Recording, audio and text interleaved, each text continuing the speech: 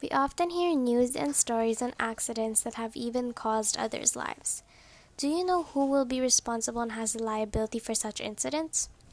What if it was the fault of the injured party and the cause of the death of the deceased party? Disclaimer: our videos on law are based on actual cases. The facts have been made public via publications and the internet.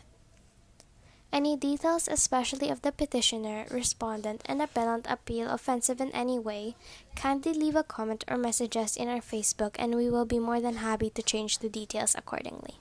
In the case of Metro Transit Authority versus Navidad, there was clearly a fact that the deceased is drunk and negligent, but the court ruled the diligence should always be served and observed at all times. Facts: on the 14th of October 1993, Nicanor Navidad, then drunk, entered the EDSA LRT station. Navidad and Junalito Escartin, the security guard that was assigned, had a misunderstanding or an altercation that led to a fistfight, causing Navidad to fall on the LRT tracks and was struck by the moving train, which died instantaneously. On December 8, 1994, the widow of Nicanor herein respondent Marjorie Navidad with children sue for damages against Jolentino Escartin, the driver of the LRT, Rodolfo Roman, the LRTA, the Metro Transit Organization Incorporation, the Metro Transit, and the Prudent for the death of her husband.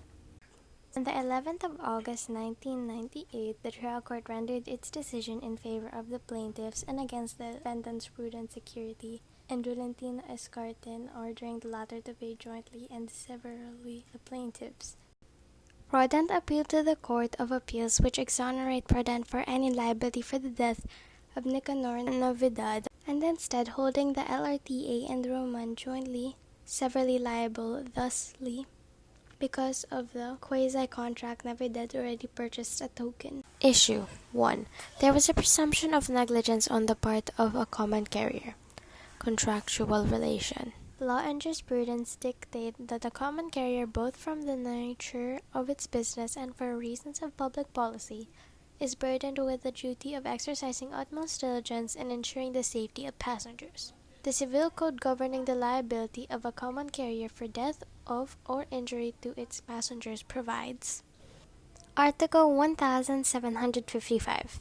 A common carrier is bound to carry the passengers safely as far as human care and foresight can provide, using the utmost diligence of cautiousness of persons with a due regard for all the circumstances. Article 1756. In case of death or injuries to passengers, common carriers are presumed to have been at fault or have acted negligently, unless they prove that they observed extraordinary diligence as prescribed in Articles 1733 and 1755. Article 1759. Common carriers are liable for the death or injuries to passengers through the negligence or willful acts of the former's employees, although such employees may have acted beyond the scope of their authority or in violation of the orders of the common carriers. This liability of the common carriers does not cease upon proof they exercised all the diligence of a good father of a family in the selection and supervision of their employees. Article 1763. A common carrier is responsible for the injuries suffered by a passenger on account of the willful acts or negligence of other passengers or of strangers. If the common carrier's employees, through the exercise of the diligence of a good father of a family, this could have been prevented or stopped the act or omission. The law requires common carriers to carry passengers safely using the utmost diligence of very cautious persons with due regards for all circumstances. Such duty of a common carrier to provide safety to its passengers obligates not only during the course of the trip, but as long as the passengers are within its premises, and where they ought to be in pursuance to the contract of carriage. The statutory provisions render a common carrier liable for death of or injury to passengers by A. through the negligence or willful acts of its employees, or B. on account of willful acts or negligence of other passengers or of strangers in the common carrier's employees through the exercise of due diligence could have prevented or stopped the act or omission.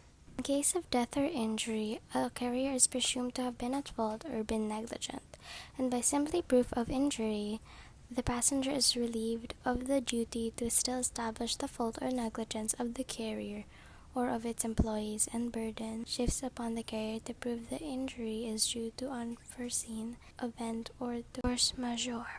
In the absence of satisfactory explanation by the carrier on how the accident occurred, which petitioners, according to the appellate court, have failed to show, the presumption would be that it has been at fault, an exception from the general rule that negligence must be proven. The foundation of LRT is liability in the contract of carriage, and its obligation to indemnify the victim arises from the breach of the contract, by reason of its failure to exercise the high diligence required of the common carrier. In the discharge of its commitment to ensure the safety of passengers, a carrier may choose to hire its own employees or avail itself of the services of an outsider or an independent firm to undertake the task. In either case, the common carrier is not relieved of its responsibilities under the contract of carriage. Should prudent be made likewise liable? If at all, the liability could only be for tort under the provision of Article 2176 and related provisions in conjunction with Article 2180 of the Civil Code. The premise, however, for the employer's liability is negligence or fault on the part of the employee. Once such fault is established, the employer can be made liable on the basis of the presumption juris tantum that the employer has failed to exercise didentrissime patris families and the selection and supervision of its employees. The liability is primary and can only be negated by showing due diligence in the selection and supervision of the employee, factual matter that has not been shown. Absent such a showing, one might ask further, how then must the liability of the common carrier on the one hand and an independent contractor on the other hand be described? It would be solidary.